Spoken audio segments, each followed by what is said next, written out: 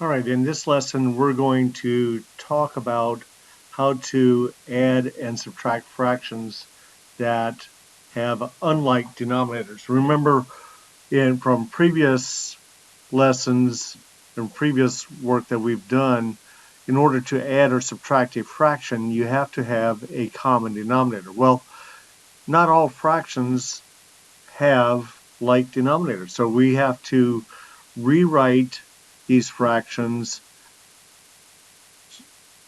as equivalent fractions with like denominators. So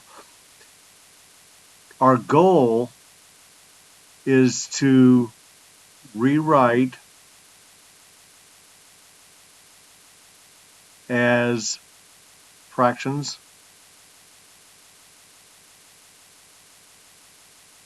with like or the same denominators.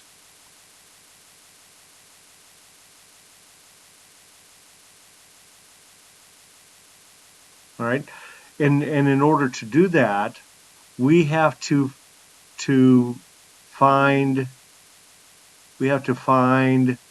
the least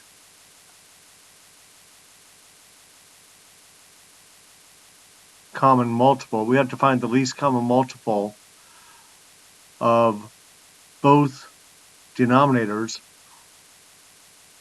Okay.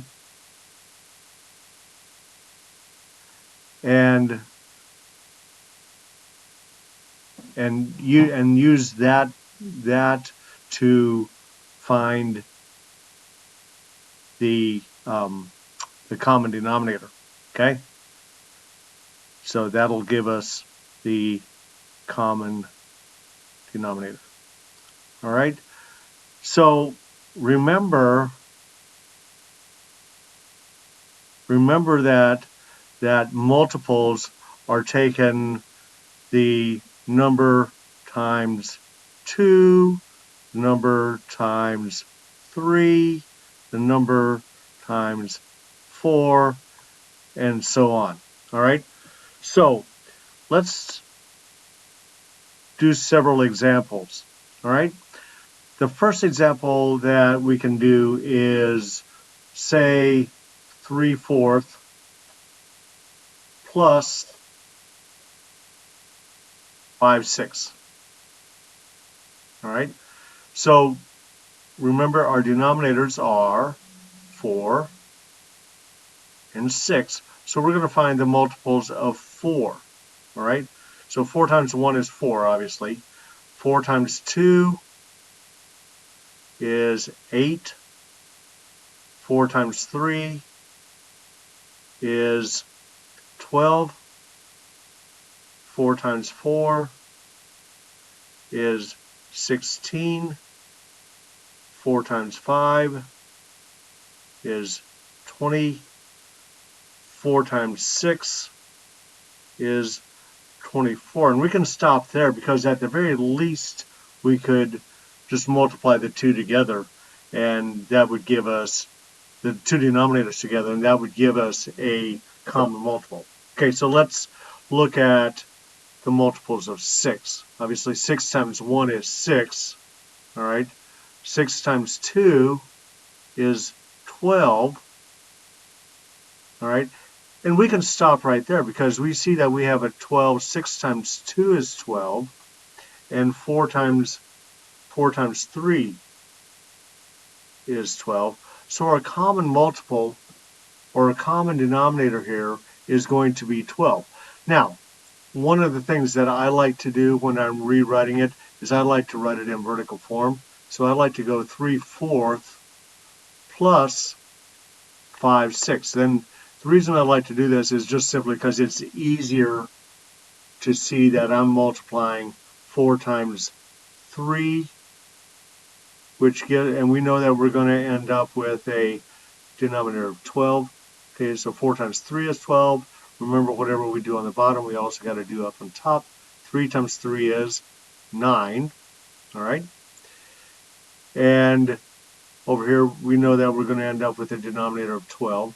And we know that 6 times 2 is 12. Whatever we do on the bottom, we do on top. 5 times 2 is 10. Now we have denominators of 12 right here. So we just say 9 plus 10. That would be 19 over 12. Now, one of the things that you'll notice is that the numerator is larger than the denominator. So that is an improper fraction. Okay, remember that how we simplify an improper fraction is just simply by taking the numerator and dividing it by the denominator. 12 goes into 19 one whole time. 1 times 12 is 12. We subtract. 9 minus 2 is 7. And we bring that 7 up to the top and write it as a fraction over the denominator. So 19 over 12 becomes 1 and 7/12. All right. The next example that we're going to do is, what do we do if we start off with a mixed number? So what if we start off with 2 and 2/3 plus, let's say 3 and 1/2. So one of the things that there are several ways that we can approach this. We can either change them all into an improper fraction by doing this. We can use remember what I call the big C. Draw the big C, multiply, and add.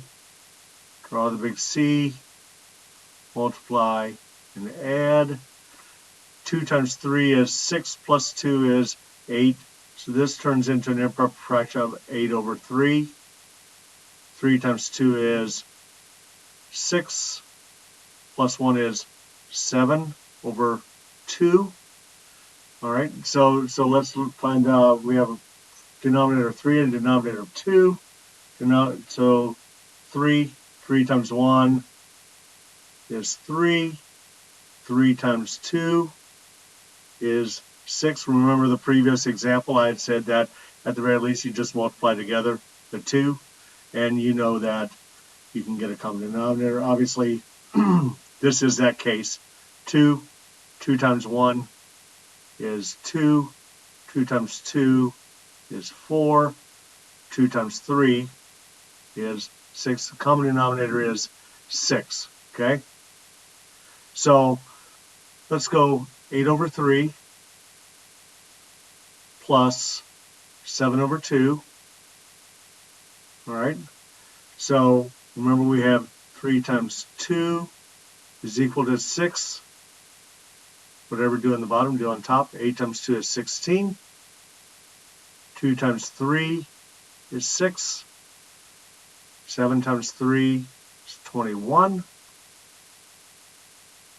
16 plus 21, okay, that gives us 37 over 6. Obviously an improper fraction, so let's do 37, 6. Well, 6 goes into 37 6 times. 6 times 6 is 36, and subtract with a remainder of 1. So bring that remainder up, and we end up with 6 and 1/6. Now, I had said that there was multiple ways of doing this. So let me just show you the other way of doing this. Obviously, I can rewrite this as 2 and 2/3 plus 3 and 1/2. Okay. The other way of doing it is to not write them as the improper fraction. We're still going to have the common denominator of 6. So 3 times 2, 2 times 2, that gives us 3 times 2 is 6, 2 times 2 is 4, 2 times 3, 1 times 3, Okay, 2 times 3 is 6. 1 times 3 is 3. Okay. 4 6 plus 3 6 is 7 6. And before we even add the 2 and the 3, before we even add these, we can see that 6 goes into 7 one time. 6, right, subtract, and comes up, and it's 1 and 1, 6. So we're going to take this 1 here, we're going to take it over and add it to just carry it over. So 1 plus 2 is 3 plus 3 is 6. So we end up with this 6 and the 1 6 that we had left over from the one that we carried over. So either way, we end up with the same exact answer. All right, let's do one more example where we're going to subtract, just to notice that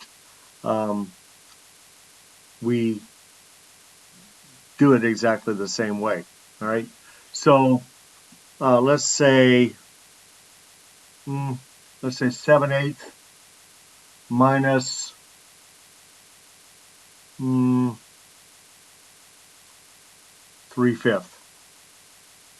All right, 7/8 minus 3/5.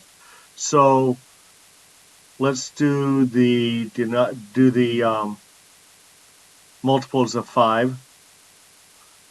5 times 1 is 5.